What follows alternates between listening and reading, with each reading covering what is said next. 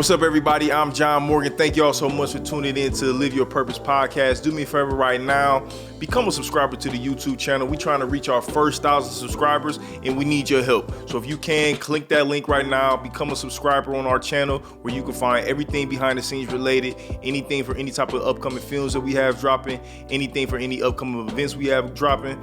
Make sure you can find all that information right here on the YouTube channel. Help us grow so we can make as much impact as we can. Become a subscriber right now today. Thank you all so much for helping us grow. Peace.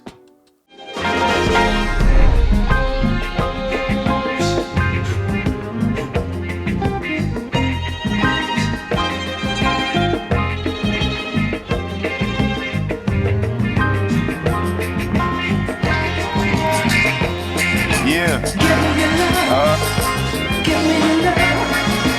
Give me your love. Give me your love.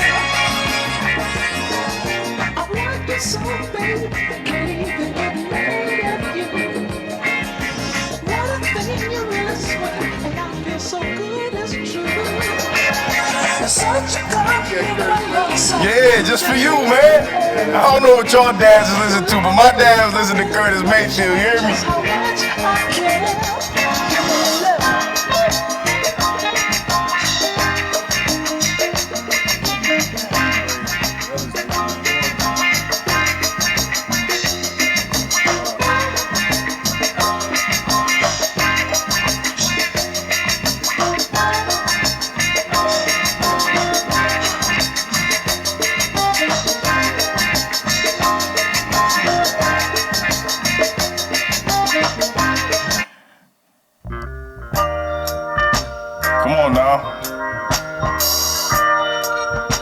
Just vibe with us for a second. Hold on, this is my song right here. Hold on. What you know about this, man?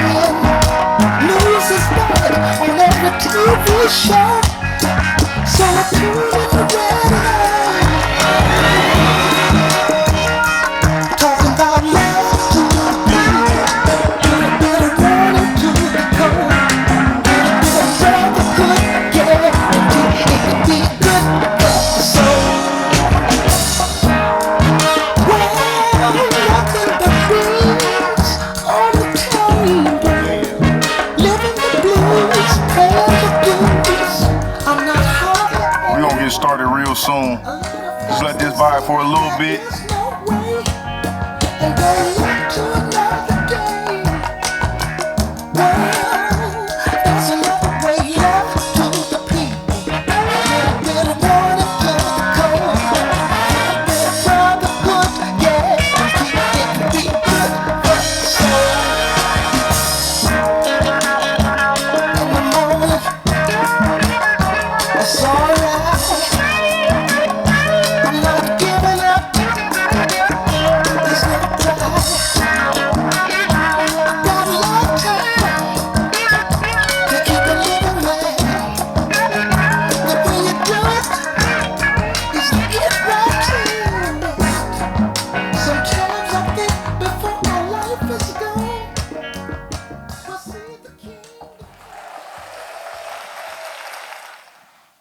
Another round of applause for Mr. Curtis Mayfield himself. Hold on, let me turn my headphones down. I'm a little too loud. Welcome, everybody, to another episode of the Live Your Purpose Podcast. I'm your host, John Morgan Jr. It feels so good to be here with y'all today. Listen, this is a very, very special episode today, right? You know, we always kind of get a lot of requests and people always telling us to bring back certain guests and have people come back on. You know, it's kind of our, it's one of the things that people who listen to us and check us out, they enjoy telling us, who they want us to bring back. But nobody is more requested than episode number 1. John Morgan Sr., my father in the building. What's up, Dad? Hey, what's up? How you feeling, man? I feel good. You done made your way back on the podcast. You know what I'm saying? This is it's a different setup. It look different in here, don't it? A little different. It's a little bit, a little bit more invested, since the last time you was here, huh? Yeah, I can tell. Yeah, it is. It's slick though. Listen, the first episode we ever did, my dad came on. He was a guest. He was kind enough and open enough to share his story and be himself. And I appreciate him for that. But it's the thing that he said after the episode that stuck with me the most, right? After we got done recording, we cut the cameras off. He's like, "Yo, you got something. I think you got something." He said, "You gotta keep doing this." Yeah. And that was a very that was a pivotal affirmation that I didn't even know how much I needed that in that moment, and how much that was going to stick with me in the moments where like, man, maybe I want to consider doing something else, but every time that thought even comes to my mind, I always think back to that that first affirmation that you gave me of like, man, you got something, and it just it reaffirms and let me know that I'm never gonna stop. You know what I'm saying? So I appreciate that. I appreciated you then, and I appreciate you now, man. I appreciate you for coming back on. Much love. Yeah, all good. So man, so the first episode, like I said, I went back and listened to it today, just to kind of like it was cool to listen back because again it was the first episode, so you literally grow, from when you're doing stuff the first time. Right. And I've said this before too, like, when I listen back to some of my old stuff, it's cringy. Like, you know what I'm saying? You can see your man, I didn't know what the hell I was doing. I wasn't letting the guests speak. Yeah, man. I was just out there, man. You know what I'm saying? I was doing my best, you feel me? But it was all good. But in that, man, y'all make sure y'all go back and check out that episode, man. My dad, you talked a lot about your story in there, and I want people to go back and listen to that episode to, not only be able to have an understanding of you, but, to really be able to kind of understand some of my story as well. Like, because we all are just like, products of the people that we come from. Absolutely. You know what I'm saying? So that's a very good episode for people to go and check out if you get a chance, and we're not going to really kind of go into your story so much on this one. This one I want to one thing that I've been doing, especially in 2024 with all my guests, is like I've really been trying to be intentional, have the conversations about healing, right? Okay. Like, you know what I'm saying? And that's what I really want to do today.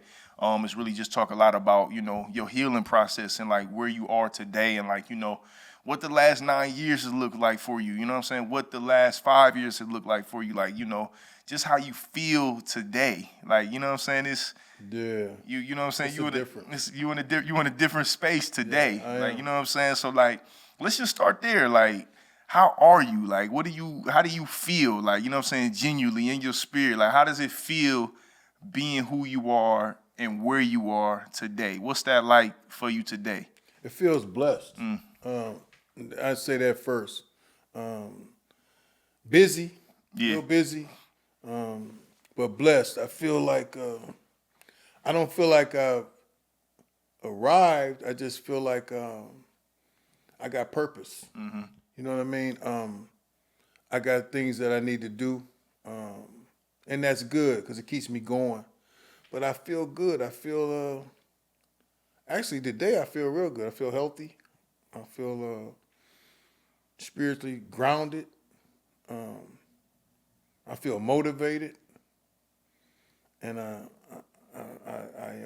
but I still I know it's a lot of work left to be done. Yeah. Mm-hmm. When did you what is your purpose? Like when you get connected to that? Well, I got connected to it when I got sober.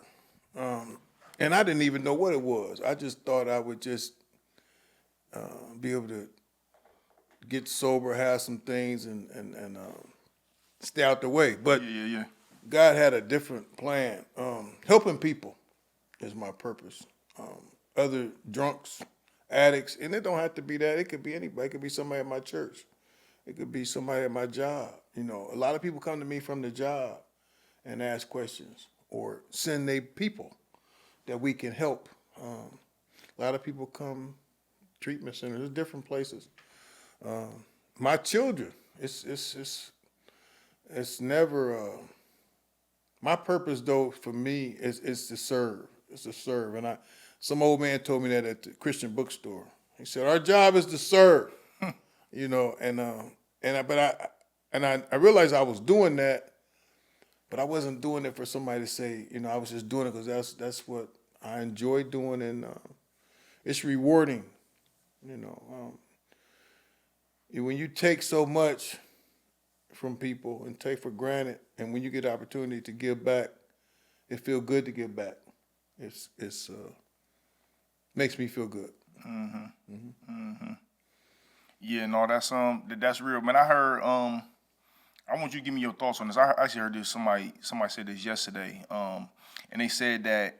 Matter of fact, I gotta read the quote now, because when I heard it, it made me think of us today, what we was gonna talk about today, and I want to just kind of get your thoughts on it. He said that. Oh, that's what he said. He said the way he said it was kind of funny, but he said God doesn't call happy people. He said God calls on people who have been through things. You know what I'm saying? God calls on people who have, who has carried stuff. Who have a testimony. Yeah, who got a testimony to be can able help somebody. To be able to help people. And I believe the purpose of he bringing us out, or bringing me out. And they tell me that. They tell me that as the people that helped me get sober would tell me, once you get it, you don't owe us nothing, but you owe the next guy. Yeah. I believe God, and it don't have to be in recovery. It could be in anything. Mm-hmm. God blesses us to bless other people. We work for Him, so He when He helps me, or He pull you out that hole. It's another guy in that hole. You got to go down and help that guy out. Right. You know the way out. Right. You know the way. You know what I mean? So, yeah, I believe. Yeah, that's a fact. I believe that He cleans us up to do some work. Almost, you about to celebrate 9 years. Next Friday.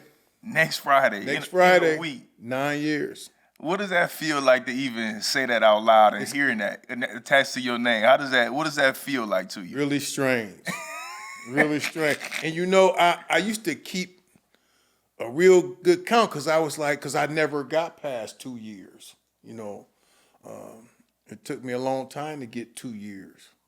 And as the time was rocking on, and I'm doing my thing, or I'm just doing the next right thing, and time started. I never really looked at it like that until you look around and you're like, wow, the desire is gone. Yeah. You have a different desire. Yeah. So yeah, it's a different vibe.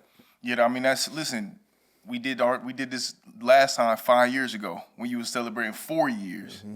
You know what I'm saying? Like, what's the difference in you today, 9 years as opposed to 4? Financial stability. Yeah.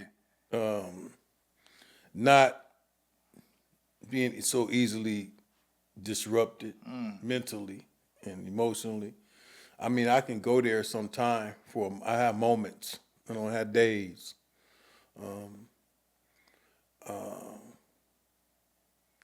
Knowing my purpose, just living in it, like doing what I need to do, not letting nobody distract me from what I need to do. Try to help out where I can, but don't get stuck in the mud where, I forget what I'm supposed to be doing. Yeah. You know what I mean? And that's important for me, because I was a people pleaser. So when you people pleasing, or when I'm doing, sometimes I get so caught up in other people's stuff, I forget about, the main thing. I got to keep the main thing the main thing. And but now, I don't know. It's I don't look at it like that though. I still a day at a time. Right. You know what I mean? It's not like you arrive. Mm-hmm. You don't graduate. We just keep going to school. Mm-hmm. You know what I mean? So we keep striving, keep trudging. When'd you make that assessment or realize it, or came to the conclusion that you was a people pleaser? Like, how did you? Well, because I wanted to be. A lot of times, I think just wanted to be accepted, and then I was doing things that I really didn't want to do, but I told somebody I was going to do them, so I do it. You know what I mean? It take me out of what I had to do, but I was like, oh, nah. Or I wouldn't want them to feel. I didn't want them to feel some type of way, so I would disrupt my schedule to accommodate somebody else who sometimes didn't even really appreciate that you disrupt your schedule. And I had to so I had to kind of weigh that out and kind of, and it's not necessary. You don't have to do that. You are. And a lot of that, hey, you helped me with a lot of that stuff because you was like, because you focus, and we have to be focused, and it's easy when people are struggling or whatever. It's okay to lean on other people, and it's okay to help them. Yeah. But we don't carry the people. Yeah. We just help them. But shit, man, listen, don't let me come off as that way as, if it's all focused, because I find myself struggling with that too, with people pleasing in a way where it comes down to like, all right, I'll take up space for other people, when I got my own stuff going on. Like, when I really want to tell them, I don't have it in me right now. Exactly. Like, you know what I'm saying? Let me get back to you, or I just don't got it in me right now. Right. To give. And it's okay to say I can't do it. Right. Or no, man, I had to learn that. Right. I had to practice that. Right. You gotta. That's the word. Yeah. It's a regular practice. It's a practice. And that doesn't mean that it's not gonna feel, disappointing in the moment. You're gonna feel a little guilt at first. Mm-hmm. You're gonna feel a little sad. You're gonna feel like you said, you don't want people to feel away. You don't want people to look at you like you're being funny or like you ain't there for them and stuff like that. Or you that. feeling better than, or but that ain't got nothing to do with it. No, I don't have My nothing to do friends with it. taught me that. Anthony definitely used to be like, oh, no, you don't got to do that. Or they would tell me no. Right. And I never understood I didn't know how to tell people no. Yeah. But it's okay, it's healthy to tell people no. Or you know what I'm saying? And sometimes it's just coming from a good place. You just can't do it. Yeah. Or it's not for you. That's not your thing. That's their thing. So what be your process? Like when you like if you have a situation and you gotta tell somebody no, right? And then you end up telling them no, like what's your process to how you work through the feelings that you be feeling? It depends on who it is. If it's my daughter and calling for some money, I just tell her no. And then you be know all what right. I mean? Or it depends on what the story is sometimes. But for the most part, I'll be like, yeah. But then if it's somebody that's what if it's somebody you really want to say help? yes? Yeah, you want to help. It just weighs. But that's the maturity that has just happened without my. I can tell them no nicely. Yeah. I can't do that. Not no being mean or. But I'm saying, what's your process to yourself? Like, how do you? Can I do this? Okay. You know what I mean? Can I do this? Is this, just going? And then sometimes I have to tell them, let me get back with you. Right. Because sometimes I'll make, and I do that a lot, impulsive things, and then I'm like, no, I can't do that. And I got to call them, hey, man, I can't do that shit. I told you I could do that. I can't. Right. I really, I check my schedule. I did it with my pastor just last week. He called me and said, hey, man, we're going on a road trip. We're going to be going Wednesday, Thursday, and Friday. And I'm like, okay, yeah, I want to go, because I do want to go. But when I looked at my time, when I got to work, I'm taking off next week. I'm like, I can't go to that. I don't have, and I had to call him and tell him, hey, I don't have the time. I can't go. You know what I mean? And that's okay. Right. To say that. Right. Yeah, no, that's a big one that I try to do too. Like and usually your spirit and your heart will tell you, like, man, you can't do that, bruh. Exactly. Like, you know what I'm saying? You gotta go back. People pleasing. Yeah, you gotta go back and tell, like, man, listen, I wasn't right, bro. I told you something that was wrong, man. Let me correct that. You know what I'm saying? And more times than not, it's gonna be hard to get there, but after the fact, you feeling and people so who bad. Respect you and people that's good people, they understand. They understand. Because they do it. Yep. And it's okay. And I had to learn that from my friends. It's okay to tell each other no. Or, man, I can't do that right now. Or, I don't have it. Or whatever. You know what I mean? Yeah, that's good because usually people's response to you saying that will usually tell you more about them than it tells you about you. Exactly. If somebody get to acting funny with you, that make it look like, oh, you don't really fuck with me like that. You ain't really rocking with me. Like, you thinking about yourself. You using. Yeah, you using me. Yeah. Yeah, no, so that's good. What's And that's on them. That ain't on me. Yeah, that ain't got nothing. That ain't got nothing. That's their shit. That ain't got nothing to do. They ain't got nothing to do with me. Yeah. What's different about you today as just as a father, as a husband, as a man? Like, what's different about you today, maybe than, let's say, when you was my age, 30, 35? You know what I'm saying? Going back almost 30 years. What's the difference? What you see difference in yourself? I always knew that I was supposed to be responsible, but now I learned to be responsible. And people are dependent on me to make sound decisions. And whether I realize it or not, I realize it now, but I didn't really realize it then. Because I thought, oh, they'd be all right. No, it's important. I had to make decisions not just based on me, because my decisions is going to have a ripple effect on people around me. So I have to be, and just being grounded and being present, being able to be depended on, it's a difference. It's a big difference from where I'm. I wish I could have been there then. Like I watch you and I respect that. That's a blessing. You broke the cycle, but to be where I'm at now, I can appreciate it. But I sometimes you look back and you be like, man, if I could have did that different. Yeah, but we can't live like that. But no, I don't stay there. Right. I just you just had those moments. Yeah, thoughts. But that keeps me grounded and it keeps me going forward. I don't stay there in a sense of a remorse where I'm gonna be. No, I don't do that. Yeah. Or then I'm gonna be people pleasing because I'm trying to get back. No, Right. That time is past. But what I do, I have to use it as an awareness and as a learning process to be better. Be better today. You know what I mean? Mm-hmm. So not repeat the same, because addicts and alcoholics are selfish. It's a selfish disease. So people, you be selfish and you don't even realize you're selfish and self-centered, and you're making decisions just based on you. But that's that's part of that. Man, you had participated in a project that we had did a couple years ago, where we had came and did some filming down at the recovery spot and whatnot. But it was the overall film was about the pandemic, right? And it was about the pandemic really kind of shifting a lot of these different places that that a lot of people really wasn't speaking about. Like you said, we went to speak to the people at the recovery house. We went to a high school athletic program. We went to training facilities. We went to a mosque, and we just kind of like really highlighted these places where people don't look at these communities for real, how they was impacted for real through the pandemic.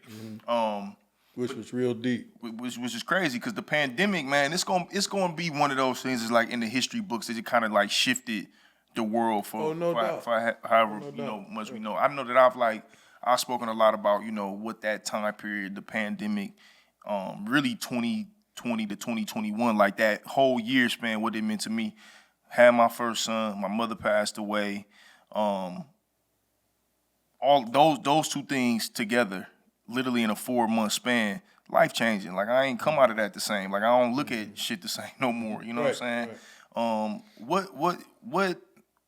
How was the pandemic for you? Like, you know what I'm saying? What did you learn about yourself in that time period? Like, what was life changing to you during that time frame? Initially, it was fear, a whole lot of fear. Right. I mean, a whole lot of fear. When you have a lot of health issues, you're a little older, you diabetic, heart, this, and the other, and you have those issues, and you be like, and then you start doing some study and some research, and they talking about how it could affect you if you get COVID. Yeah. And how people are dying from COVID. You ain't want to be around me because I had a vaccine. Yeah, you didn't have the vaccine. I said, this dude crazy. Thought I was on my Kyrie Irving, man. Yeah, man. But I didn't get it. It looked like I might have been right. It looked like I might have been ahead of the curve. Yeah, you was ahead of the curve. You was ahead of the curve. But your ass got it. When you got it, though, it wasn't no joke. It wasn't no joke. I ain't gonna lie. You was like, man, I'm sick. I'm like, yeah. I still ain't gonna get that vaccine, though. But I got it, and a lot of people didn't. Right. But for me, it wasn't so much even, I don't even think they had a vaccine at that time. I was just scared that I was getting ready to die. Yeah. And I was being, I was like, I was being irresponsible. I'm like, no, I can't be. And I didn't want to, I was messed up. Mm-hmm. But then it taught me, it taught me who I live with. It taught me my place of worship closed. Yeah. It was different. Right. The meetings shut down. We couldn't go to meetings. We had to do Zoom meetings. It was different. So was it like a how did it challenge you? How did it challenge you to grow in some areas? How did it, what I'm saying? What did you learn about yourself, you think? That I don't know. that I was more fragile than I thought, and then it taught me to do a lot of inward research and inward thought process, and get to know myself and get to know the people around me, and also provide. You know, I still had to go because I work at a hospital, so I still had to go to work. Yeah. You know, I still had to do things, and I remember going to the store. They told me you can only get one case of water. That was like, this is crazy. Yeah, that was crazy. Yeah, it was crazy. Yeah, that was crazy. Yeah, That beginning time was really nuts. Yeah, that's what I was. Yeah, now they told me you can only get one case of water, and I was like, wow, that's crazy. So, but yeah, it taught me that I didn't realize how dependent I was on the outside world, but I was, you know, for my recovery, for my spiritual, you know. And the pastor said when it happened, he said, "Well, we're gonna find out who's who." That's right. You know, That's a fact. People gonna, yeah, you're gonna find out where your faith is. That's a fact.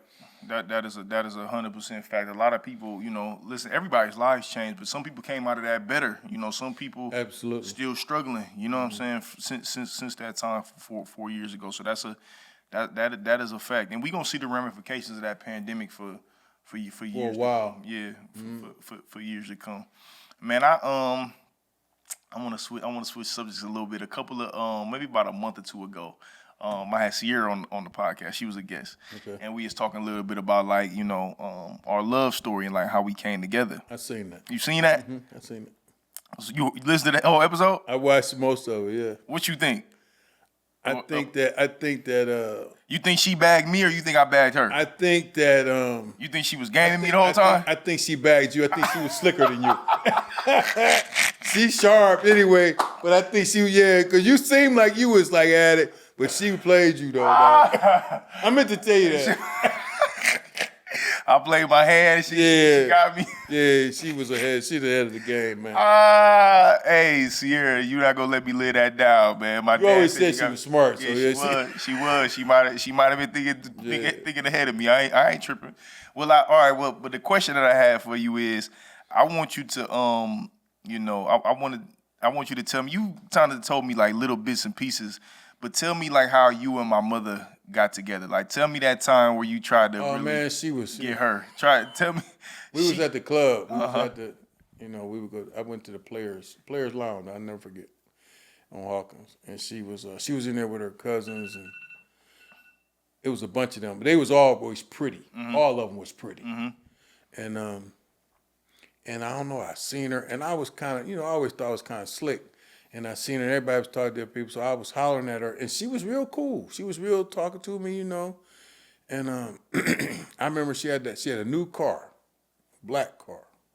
Anyway, we talked, and then I guess she did some research.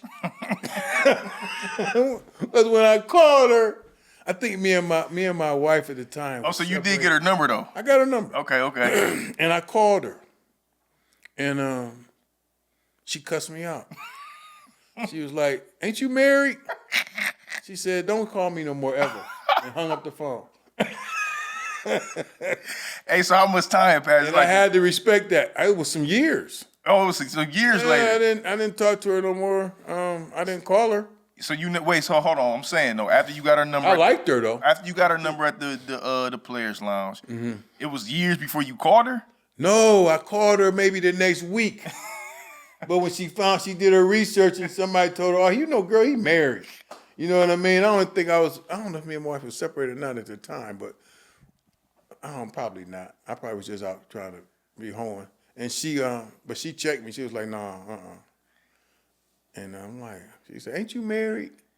And I said something. She said, "Nah, you married. They told me you was married. Don't call me no more." Click. Hung up the phone. And never seen her again until when? Never seen her again until I went to treatment, and me and her brother was in treatment together, and we became cool. And I didn't know. Then I found out it was his sister, because they came to visit him, and your grandfather, and all of them came to visit. And it was like she was looking, and me and my wife was separated at that time, and And that's when we, I went to, we had a pass, and I went over there and played pool over your grandparents' house. Yeah.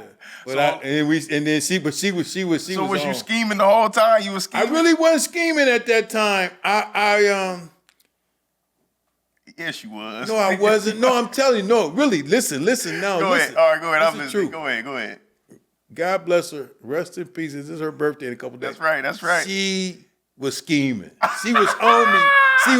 And she was here. She would bust out laughing. Because she was like, I asked her about it, but she was asking. Ronnie said, my sister asked about you. So she was scheming. So she was on it.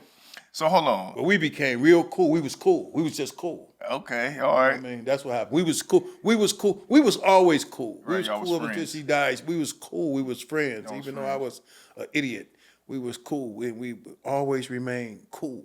She always was my like one of my biggest supporters. She wanted to see me do well. Yeah. You know what I'm saying? Even when I struggled and after she moved on, I moved on, whatever, she would always want to see me do well. And when I kind of turned the corner, and I don't think nobody was more happier than her. Mm-hmm.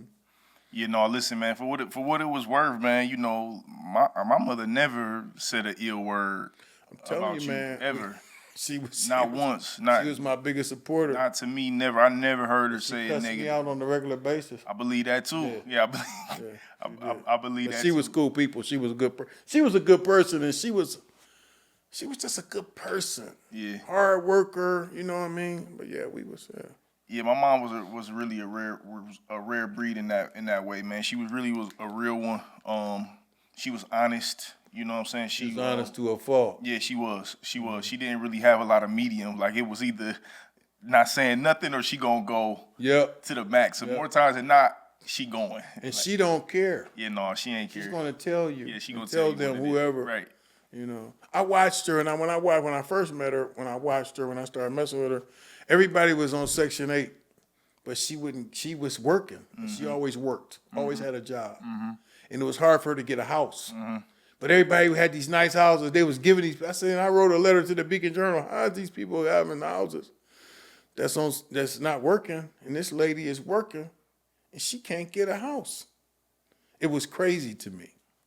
But I guess that's the way the system was set up. But she was always thoroughbred. She never, she didn't really compromise her integrity she did what she did.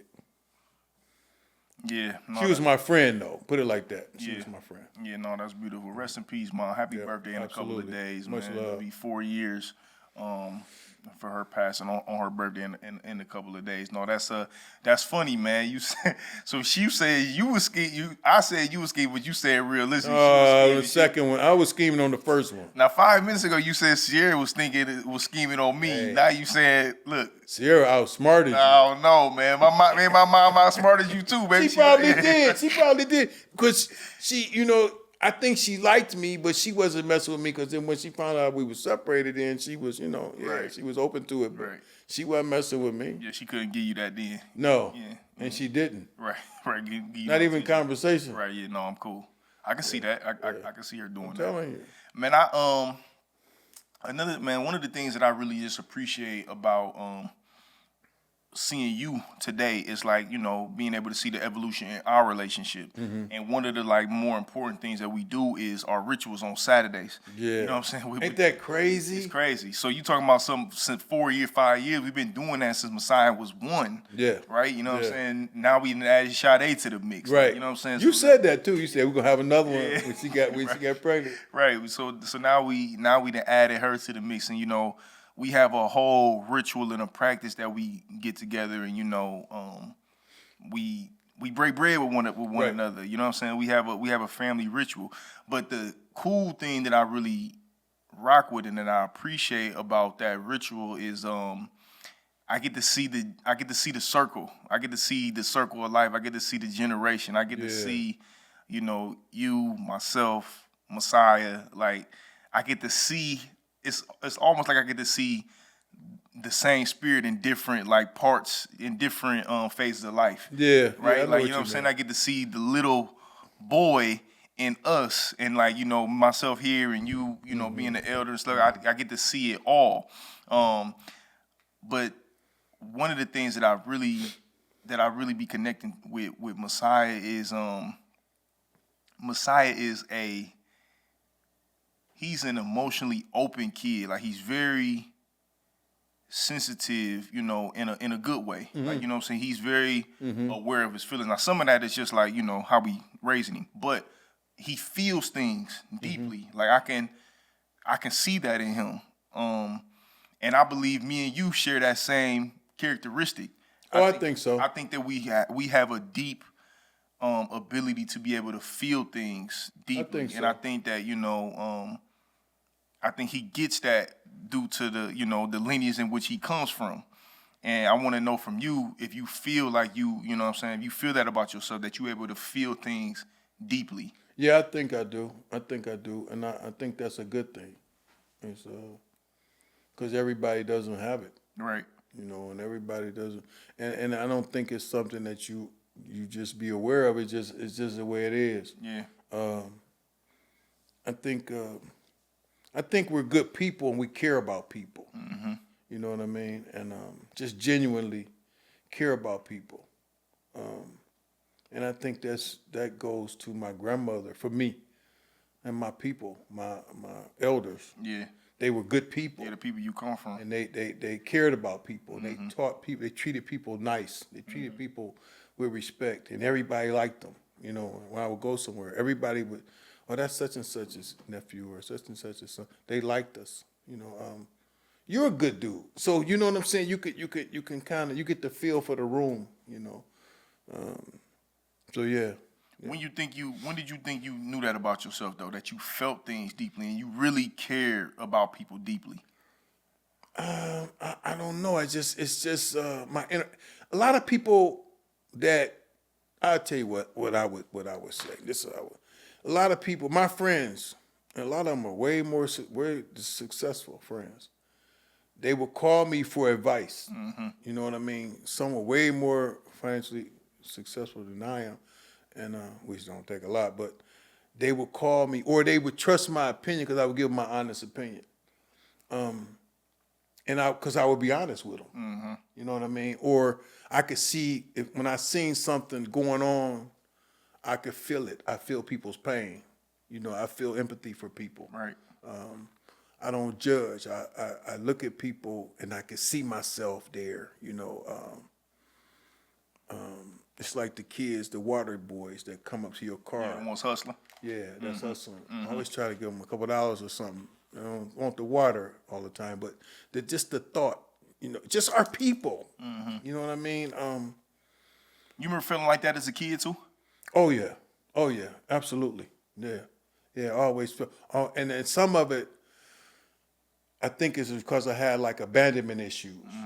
You know what I mean? So, and I look back now when I see other kids that's struggling, or see kids in the neighborhood, whatever. I remember me. But yeah, I think mine come from some abandonment issues, not growing up without a father,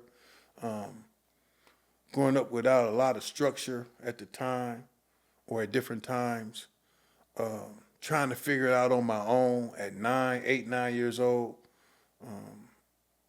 So yeah. So now I have a lot of empathy and a lot of thought, you know, into that. So back then it was just as a kid, it was a combination of everything. It was a combination of the abandonment that you felt, but still having the deep feeling of like this something not right. You still feel it. Sound, if I hear you correctly, you was dealing with the abandonment, but still feeling for the people that you was maybe feeling abandoned by. Like you still. I did. And then the people, I did. And then my brothers and sisters, or people who was in it with me, I was able to, when I got around other people and seeing how they lived and seeing how different other people lived, neighbors or my ex-wife's parents and different people, seeing how people lived and my friends, you know, I didn't know at the time, I just knew something was different. Right. And you felt it. Yeah, I absolutely felt it. Yeah, that's deep. I think that's a gift. I think that's like a superpower almost, like, to be able to know that you feel something, and it could be good or bad. It can be negative or positive, right? Like, we don't just Be able feel to tap into it, though. right. To be able to tap into it and not, push it away and be able to acknowledge it and be aware of it. Yeah. I believe that to truly be a gift. I think it's a good thing. Yeah, it is. Yeah, it is. And it's like you was talking about Messiah. Yeah, it's a good thing. Yeah, I'm sure you can point to plenty of times how it may have saved your life. It didn't probably change a lot of things for you. Like, I know for me, I can point to plenty of times where I've had to trust my internal feeling on a situation, and it's helped guide me to make decisions. Absolutely. It's helped guide me to, like, all right, I ain't gonna mess with this person like that. I ain't gonna mess with this girl like that, because that ain't that. Or it's hit me on the flip side of it too. And me and Sierra, I'm like, oh, this is different. I feel something. Like, I know that the way that I feel here is not. And then you don't want to hurt them people. Right. Yep. You start to You value it differently. There you go. You value the relationship and you value the connection and stuff like that different. Yeah, no, that's good, man. I respect it. I think that especially as dudes and as men, you know what I'm saying? Like, and I think that's probably one of the bigger reasons why I'm so on top of Messiah of, like, harnessing that as a gift, right? Like, not making him feel bad about, like, it's okay. Yeah, like, you know what I'm saying? Letting him know that, like, because it is okay. Like, no, bro, you wanna use that. You wanna use those big feelings that you got. Like, you know what I'm saying? You wanna be able to, like, understand that those are gifts that you have. Those are superpowers that you have to be able to, like you said, feel things, be able to empathize with people. You'll be able to put yourself able to cry. Yeah. Even that. Cry. Even yeah, that. Man. Even that. Be able to yeah. cry. Even that. Be able to say, yeah. Was you was a crier? To be able to cry. You was a no, crier. You was though.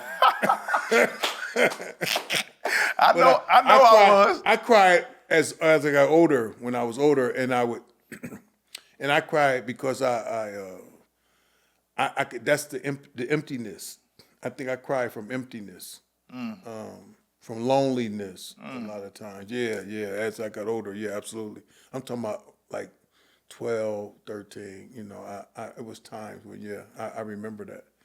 But I think I cried because I felt things. I think I felt something. Yeah, I think I just felt things going on around me as a kid. I think, granted, I don't have any idea what those things were, but knowing who I am today, I be feeling stuff to this day now. So I think I even felt that, as a kid, because I think Messiah feels the same way too. Messiah can see me hit my knee on the wall, and I'm like, damn, ouch.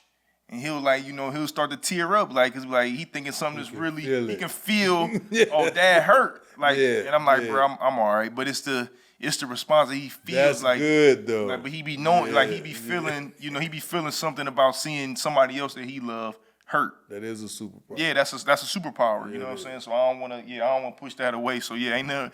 Cry, son. Cry. It's okay to cry. Yeah, that's right. Yeah, for sure. Yeah, it's a part of our healing. It's a part of our, it's a reason why we can cry. There's a lot of people that can't cry, and they're kids, and they can't cry, and it's crazy.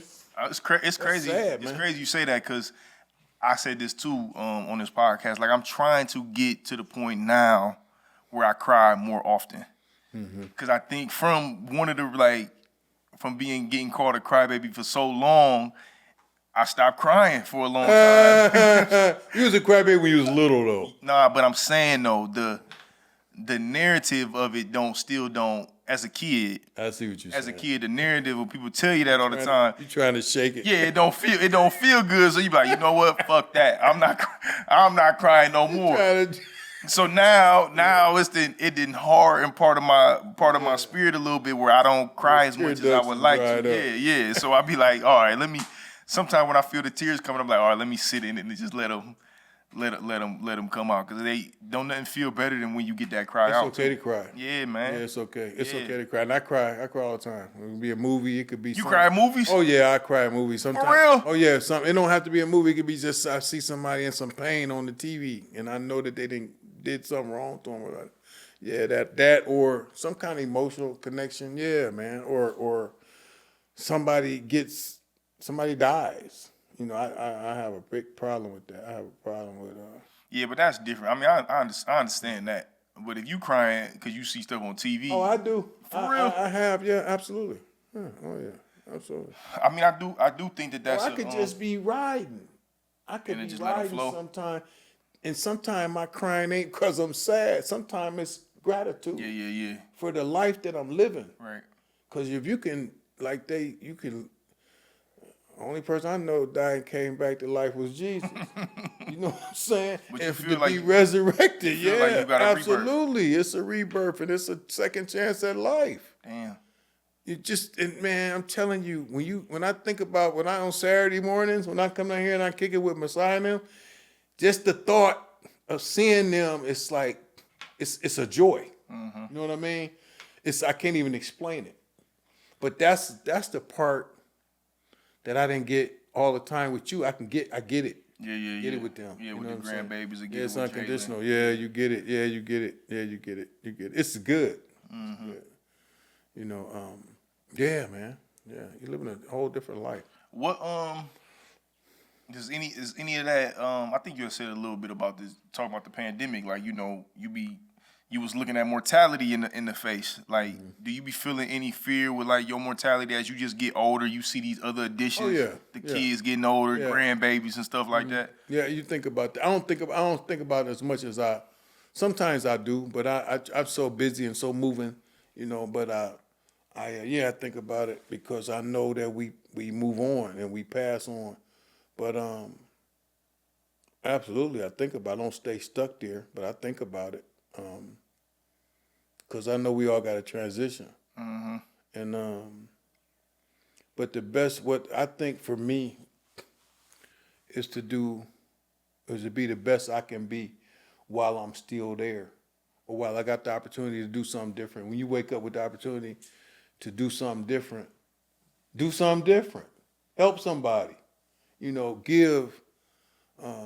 And it's like you can't never give enough. What have you what you find yourself like having to constantly maybe unlearn, like as you keep getting healing and as you just keep getting older and you know life keeps changing for you? What do you find yourself like? No, I gotta Get away from get that better stuff. at. Yeah, I gotta get better at that. I gotta shake that. Keep working at that.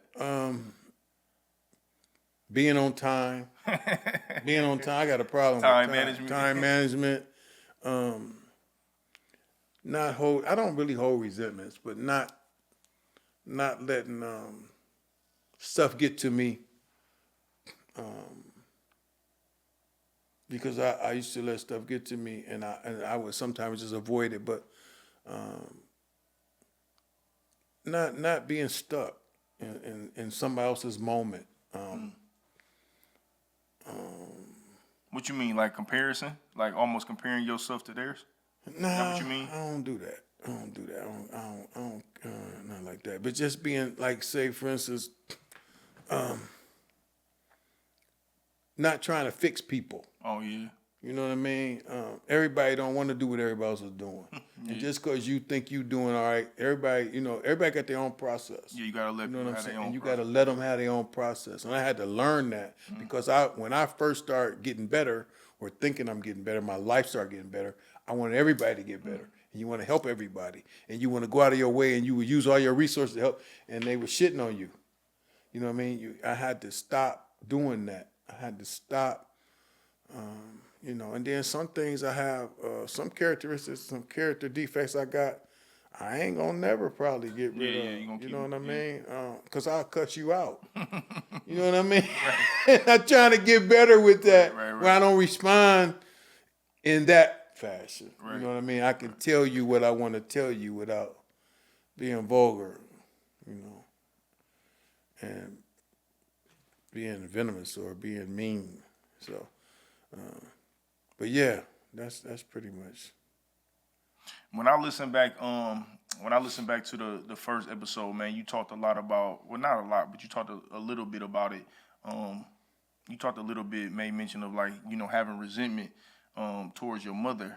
Oh yeah, I did. I didn't know. Right. I didn't understand. I understand now. 'Cause I'm older. But when I was young, and you compare yourself when you're a child. You compare yourself to your neighbors, your friends, your people at school, and you compare. They have a car. We never had a car. My mother never drove. You know, or it was a bunch of kids. You know, and my mother was doing her own thing for whatever reason. Well, she had a nervous breakdown. Well, she was whatever. She was, you know, at one time she used to drink a lot, and then she stopped drinking completely. But these are things after I played the tape all the way through and research and look back. You know, she was a beautiful person and a real nice person. Right. And every time I see Sade, I see my mother. I see my mother every time I see her. But yeah, I had a resentment. I had a deep-rooted resentment with my mother. And somebody told me though, I don't know if I got sober or something. Yeah, I think that's when I got sober, for real. I was kind of old, and dude said, and I wrote it down. I was talking to him. We do step work. Anyway, I was talking to this guy, and he was like, and he was trying to go over my resentments and telling me, you know, what to do in certain situations. And he said, you 50. You know what I mean? You have to let that go. You know what I mean? It's like you're not there no more. You know, you have to let that go. And I didn't realize it, but yeah, you have to let that go. And then I look back on the character of my mother. She was a real nice person. She was a cool person, real nice. And I wish I could have did more with her. And you know, you don't cherish that. You don't know because you don't know at the time. Yeah. You know, but yeah, I had it. I had resentment. Were you aware of, you know, my built-in resentment towards my mother? Like, you know what I'm saying, when we was going through our stuff, like, was you aware of I knew, no. Did you know that I was growing a resentment? No. I knew you had, I knew when you got to be 18 or something, when she put you out, and she was like, "Oh, I said, "What would you do?" She said, "He gonna be all right, John. He sink or swim. He gonna be all right." And then she went and bought you a car. Right, literally. You know what I mean, yeah, literally co-signed for that car like 6 months later. So, but I knew the resentment that your mother had with your grandfather. Yeah, well, I mean, no, it was there. I had a resentment toward my mother for a long time. But you had a resentment with both of us. Not really. You don't think you had a resentment with me? I didn't have a resentment. When you wrote me that letter. See, we're gonna talk about that letter too. See, I wasn't clear on the instructions. I thought you was telling me to say all that in the letter.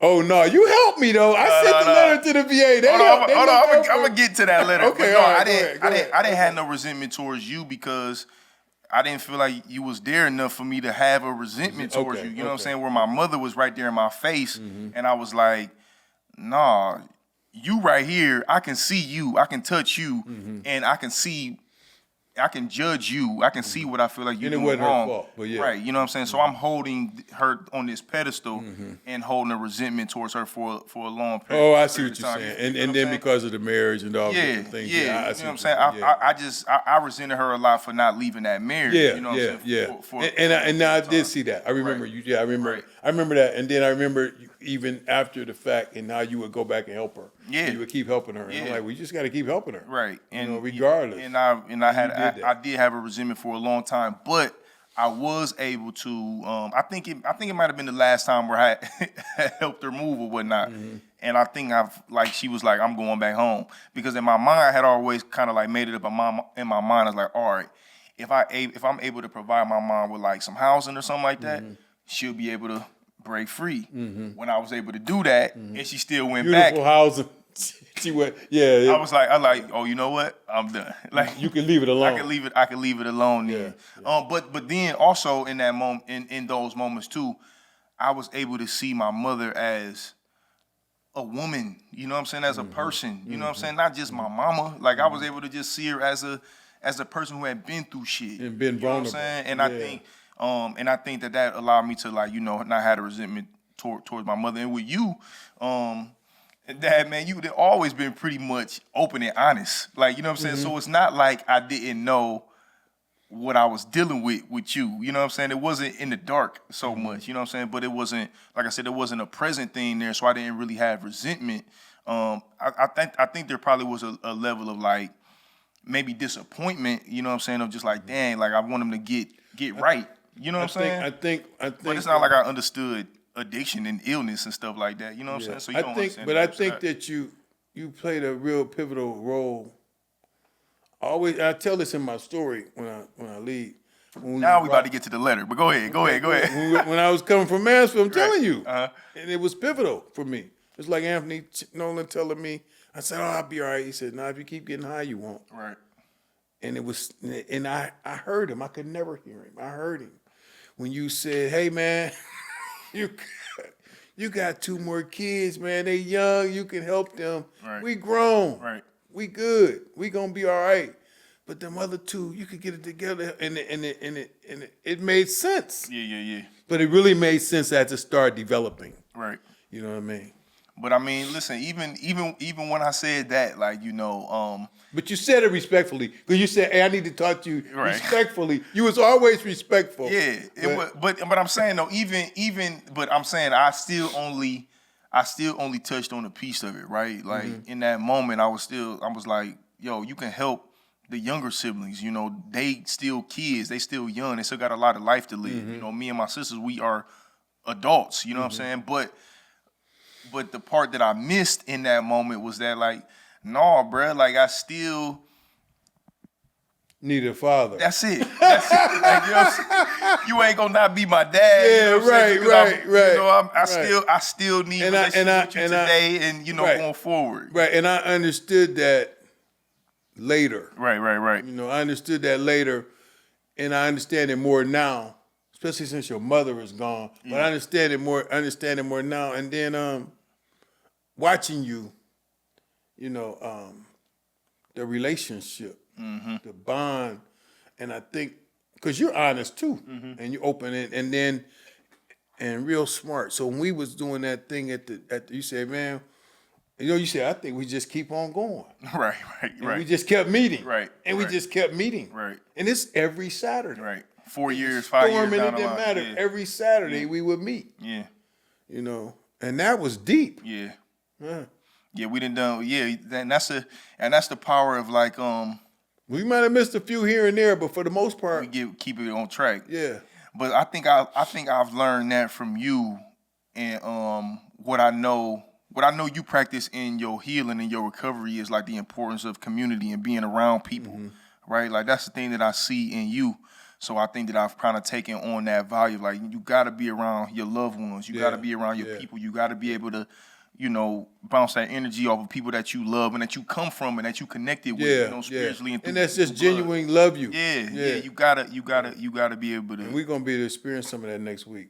Right, that's in a fact. Real big way. Yeah, that's a fact. Even That's if a fact. it rains, we're gonna still we looking forward to get it. We got it marked on the calendar. We ready. We're gonna get it. Yeah, we're gonna get it. We ready for that. All the kids all the kids. It's gonna be a lot of them. What's your you said something about step work. What's step work? What is step work? Is the 12 steps of recovery. You know, and what it is that it's a guide we use for freedom from addiction, and that's what Bill Wilson and Dr. Bob from Akron, they came up with these 12. Bill Wilson came up with the 12 steps, and the first one is powerlessness over alcohol. What it is a healing process. What are they? What are the 12? The first one is the powerless over alcohol, and our lives are unmanageable. The second one is came to believe that a power greater than ourselves can restore us to sanity. That's getting in touch with God. The third one is made a decision to turn our will and our lives over to the God as we understood him. That's getting in touch with the God of your understanding, whatever you want to call him, and tapping into him. The third one is turning our life over to God as we understand him, letting him have some input in our life. The fourth one is made a searching and fearless moral inventory of ourselves. We write it down. We write down our resentments. Whoever we had a resentment with, or whatever entity, the IRS, I was mad at the IRS, I had to make amends, but they get there later. We write down our resentments. It's a resentment list. It's a healing process. The fifth one is we discuss it with someone, we talk to somebody about our faults. We talk about that fourth step, And the sixth one is our character defects and our shortcomings. 6 and 7 is our shortcomings and our character defects. And the eighth one is we make a list of people that we go back to that list, the people that we have hurt. And then ninth, we start making amends to those people. And the 10th one, we continue to take a personal inventory. We check our list every day. These are things that we live by. Mm-hmm. We live by these 12 steps. We check our list every day. If I screwed over somebody, if I did something wrong, I need to call that person, apologize. I need to make that right.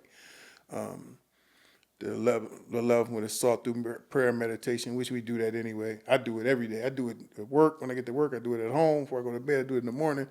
We read books. We sought through prayer and meditation to improve our conscious contact with God as we understood him, praying only for knowledge of his will for us and the power to carry that out. So we get in touch with God so we can help somebody, so we can be of service. And 12 is having had a spiritual awakening as a result of these steps, we tried to carry this message to other alcoholics and to practice these principles in all our affairs. Those are the 12 steps. Those are the guides if you in recovery, any kind of recovery, well, from whatever it is. We use those steps to guide us in how we interacted with people. So I can't walk around and be okay with mistreating people. Mm-hmm. You know what I'm saying? I have to make amends for that. I have to fix that. Yeah. It's a lot of that's the healing. Yeah. That's the healing process for us as alcoholics. That's beautiful. Addicts. Yeah, that's beautiful. It's deep. That's dope too, because like you said, man, that don't even just apply to people, with substance abuse. Exactly. That's something. Oh, that's anything. Yeah. Yeah. And I love the first one, powerlessness. Mm-hmm. I love that, man. We be getting it twisted and thinking that we got way more control over this than we don't. But you know what, man? I'm gonna tell you something. Just like that right there, it's the same thing that goes with church, whatever. Yep. You know what I mean? You could apply it to whatever. Yep. And then what you and your wife did when we had that thing. Yeah, the workshop. Yeah, a couple weeks ago. Mm-hmm. That was deep. Mm-hmm. That was a part of that was when you're talking about healing the healers or whatever. Mm-hmm. That's so needed because people give so much, especially in recovery or preachers or whatever. They constantly working with the community and giving and giving and giving.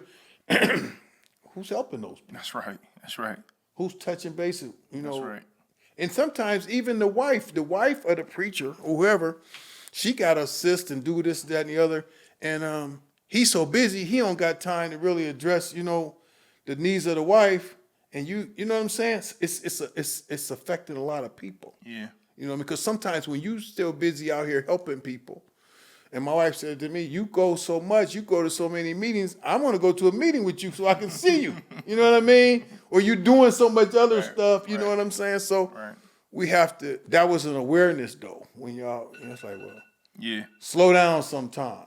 No, for real. And yeah, man, we don't have as much control and power over. It's really we don't have power over other people. Like we can't control anybody else. Like you can't control nobody else. You can't control their responses. You can control how they feel. You can't control what they think, what they do. Mm-hmm. You don't have any of that. And a lot of times, man, through life, you be going through trying to help people and do things for people and stuff. And it's like, wait a minute, I'm pouring out to them. Yep. And taking away from myself. Yep. You know what I'm saying? And I love that. I don't think I even heard them broken down like that in those ways. So no, that's dope, man. I really like that a lot. Yeah, man. I'm just proud of you, man. Like it's beautiful to see you in this light. Like you know what I'm saying. I laugh so hard when I get to see the kids experience you as Pawpaw John. Like it's so funny to me. Like you know what I'm saying. Like man, y'all really getting a blessing to be able to have him in this state. It's a beautiful thing to be able to see. Like, you know what I'm saying? It's a blessing. Yeah, it is. It really is. What's the next 10 years you think gonna look like for you? What you want them to look like? Peace. Some peace. What you about to be 64? 65. 65. In a couple wow. months. Mm-hmm.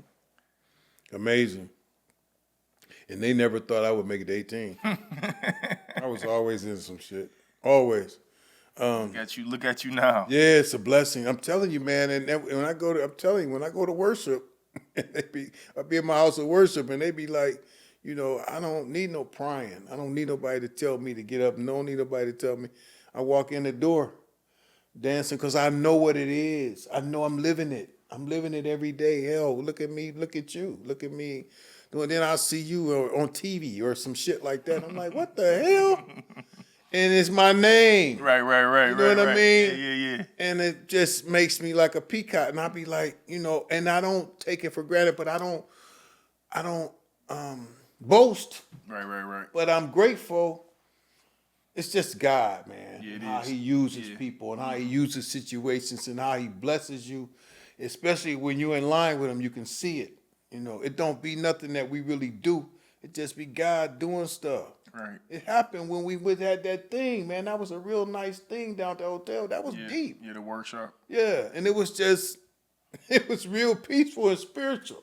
And I got some rest. Right. You know what I'm saying? And then we take that for granted, but yeah. Yeah, we did like a healing workshop for some selected few invited individuals for this next project that Sierra and I are working on. And we invited my father, my father-in-law, my brother-in-law, my trainer Delon, and a couple of other people. Dr. Cheryl came.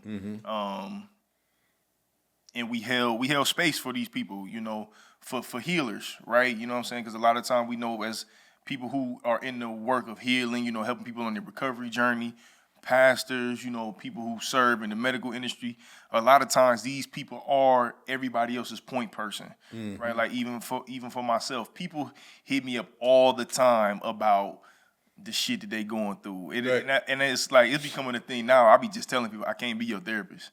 Like I just tell them straight, I can't be your therapist. Like you have to be able to go do your own work and do your own healing. Like I be at capacity. I can't take on your stuff and my stuff as well. So, holding space in that workshop, yeah, man, we had some really dope conversation. And it really was a spiritual thing because everybody who was in there, I've talked to them and followed up with them since, and everybody said, man, I needed that. Yeah, I needed that. And it's an awareness. I took man. with that. Yeah. Yeah. So that's. And they was all open. Yeah, Everybody was open. Yep, everybody was open. All right, Ben. Well, listen, I got one last question before I get you on out of here. All right, good. Like I told you, man, when I be looking at my children, I can't help but to see myself in them. Right. Mm-hmm. When you see me, what do you see in me where you like, oh, that's my kid? I see myself. The swag. In this dude. Okay, let's go. The swag. The walk. Yeah. The commanding of the room. Yeah. And the commanding of the room in the conversation. And you can talk that shit. Mm-hmm. You a little smarter than me, so you could put it in better words than I can. But the swag, the walk into the room and the command the room. And a guy told me, couple guys, but guy said, yeah, that's John Morgan. I wish I could walk like him. I wish I could, just be like him. Yeah. And I'm like, nah, man, you don't. But he's like, yeah, man, you got that swag that, when you walk into the room, they know it's you. Right. And that's big. That's dope. Because people don't, like somebody, the girl said, little girl said the other day on the basketball, she said, you can't buy this. No, you can't. Yeah, you can't. Angel Reese. Yeah, Angel Reese. You can't buy this. I'm just a dog. You can't buy it. You can't buy it. That's a fact. fact. You gotta have it. That's a fact. That's a fact. Yeah. Well, that's beautiful, man. Well, listen, man. Thank you so much for coming again, man. Being repeated guest, man. I love you so much, Dad, man. You're very important. Oh, hold on. I got to tell you this one last thing before I let you out of here. Right. My mother's birthday is in 4 days. Mm-hmm. I never told you this too. At her funeral. At her funeral, mm-hmm. I was having a hard time, mm-hmm. right? Obviously so. And I remember I had walked out until I went to go use the restroom. Because at this point, everybody's trying to come talk to me and stuff like that. So I'm like, all right, I ain't trying to really be in everybody's face. And I'm even getting emotional thinking about it. When I came out the bathroom, I was looking for you. And I was getting a little anxious because I'm like, damn. This nigga might not show up. Like, I'm like crazy. I'm like, where he at? And then I was sitting in the weight room, like in the hallway or whatever, in the foyer. And you came through the door, and I hugged you, and we embraced and cried like a baby. Yeah. And man, I needed that so much. Yeah. And I thank you for that. Because it was very much, I needed it from you. Yeah. I didn't just because the only person could give it to you is me. Was you. Yeah. That's right. I didn't. Yeah. And I could feel that. I could feel it. And it's weird how we are now in the bond, but your mama was so cool. Mm-hmm. I miss her Mm-hmm. as her friendship. She was a cool person. She was one of my people that I went to. So I'm getting emotional too. She was my friend. She didn't judge me. She was happy for me. When I did well, she was happy for me. When I didn't do well, she encouraged me. So I still get to live it through you. Mm-hmm. I still get to see her through. I get to see her through the kids. Yeah, for Look sure. just like her, so I can see. You know what I mean? Yeah. I know, and I know the pain, and I know. And she died on the same day she was born. Born on a Monday, passed on a Monday. Yeah. 61 years. On the 29th. On the 29th. That's special. Crazy. That's now special. that's different. Special. That's different. That's special. So this is for you, baby. We love you. We love you so much. Thank you so much. Another episode, y'all. Peace. God bless you. Good job, John. Thank you. Yeah, you gonna do it.